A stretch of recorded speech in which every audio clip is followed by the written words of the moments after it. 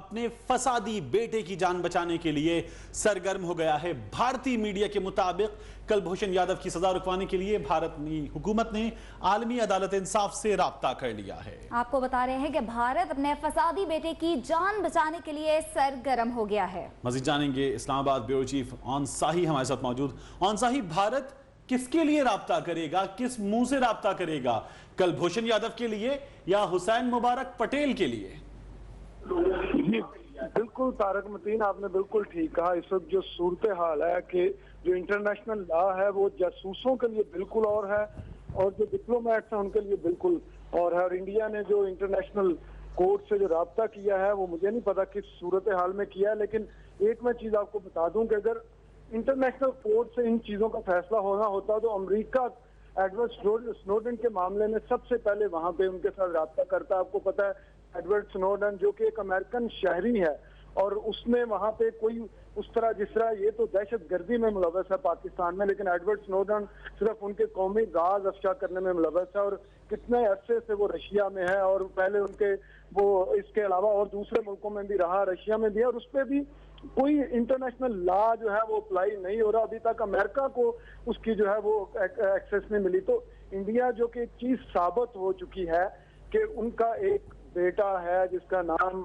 जो कुलभूषण है और उसने खुद माना है, अगर आप उसकी वीडियो दोबारा दिखा सकें तो उसमें बिल्कुल वो खुद मान रहा है कि उसने एक पूरा नेटवर्क बनाया हुआ था जो पाकिस्तान में बलूचिस्तान में सारे जो दहशतगर्दी के वाकयात में मुलव्वस था। और उसके बाद जो एहसानुल्लाह एहसान का जब इंटरव्यू आया, जब एहसानुल्लाह एहसान जो कि फॉर्मर टीटीपी का स्पोक्स पर्सन है और इस वक्त जो है वो गवर्नमेंट ऑफ पाकिस्तान के जो वो हाथ में है उनके पास है, उसने जो वीडियो दी और उसमें भी उसने कहा कि इंडियन जो है वो बेसिकली एक नेटवर्क चला रहे हैं और पाकिस्तानी तालिबान जो है वो उनके साथ मिले हुए। तो इसके अलावा और क्या सबूत चाहिए? और फिर एक दफा फिर मैं आपको बताऊं कि अभी तक जो कर्नल हबीब है उसके मामले में तो इंडिया जो है ना किसी इंटरनेशनल लॉ को मानता है, ना वो जो अपने हमसाए हैं उनके साथ जो रिलेशनशिप उनको मानता है कि आपने नेपाल से एक बंदे को अगवा किया और अपने मुल्क में ले गए और अभी तक आप नेपाल के लोगों को नहीं बता रहे। आप भी हमारे साथ मौजूद हैं, सईद काजी साहब भी इस वक्त हमारे साथ मौजूद हैं, उनसे ही बात करते हैं। सईद काजी साहब, भारत ने राब्ता कर लिया है, भारतीय मीडिया कहता है कुलभूषण यादव के लिए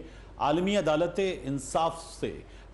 ये इंसाफ क्या मांगेंगे, कुलभूषण यादव के लिए या हुसैन मुबारक पटेल के लिए? बड़ी हिपोक्रिटिकल एक अप्रोच है हम देखते हैं इस तरह की रियासतों की और खासतौर पर भारत की।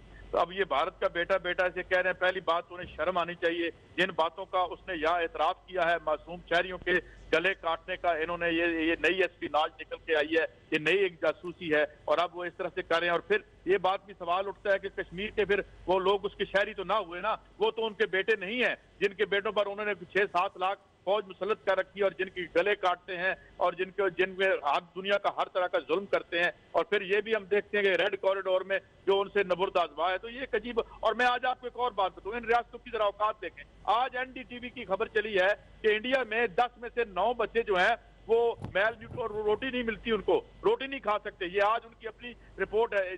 6 माह से 23 माँ के बच्चों जो है ये उनका आलम है, वो उनके बच्चे नहीं है। लिहाजा ये खेल खेल रहे हैं, चला रहे हैं, एक पॉलिटिकल खेल है। और कुलभूषण साहब जो यहाँ जो है कर चुके हैं, तमाम एतराफात कर चुके हैं और हर चीज मौजूद है। बहरहाल, और जिस तरह दोस्त अभी कुछ कह रहे थे, मुझे ज्यादा इसमें नहीं हूं मैं कोई एक्सपर्ट लॉ का, लेकिन ये कैसे जाएंगे, एक तरीका है जनेवा कन्वेंशन है, उसके तहत पाकिस्तान की रियासत डील करेगी और अगर नहीं करेगी तो जाहिर है फिर अवाम बाज पुरस करेंगे। जी तारिक। ठीक, और ये भी फरमाइए, हमारे यहाँ पाकिस्तान पीपल्स पार्टी और ख़ास तौर पर सेनेटर एतजाज अहसन वजीर आज़म से फ्लोर ऑफ द हाउस पे मुतालबा कर चुके कि एक बार हुकूमती सतह पे कुलभूषण यादव का नाम लिया जाए, वजीर आज़म नाम लें।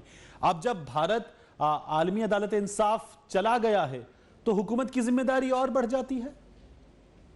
जी बिल्कुल, हुकूमत की जिम्मेदारी बढ़ जाती है, लेकिन आप एक डिस्टिंक्शन करें, आज की और कल के हुक्मरानों में एक फर्क था। इवन माजी के जो डिक्टेटर भी थे, आज यहाँ पे जो हुक्मरानी है वो बेसिकली या ऐसे लोगों की है जो मईशत के बड़े हिस्सों पर काबिज हैं, उनके अपने जाती इंटरेस्ट हैं। और जो सरमाया होता है, मैं पहले भी अर्ज कर चुका हूँ, वो नेशनल नहीं होता, वो कौमी नहीं होता, वो कोई सरहदें नहीं मानता।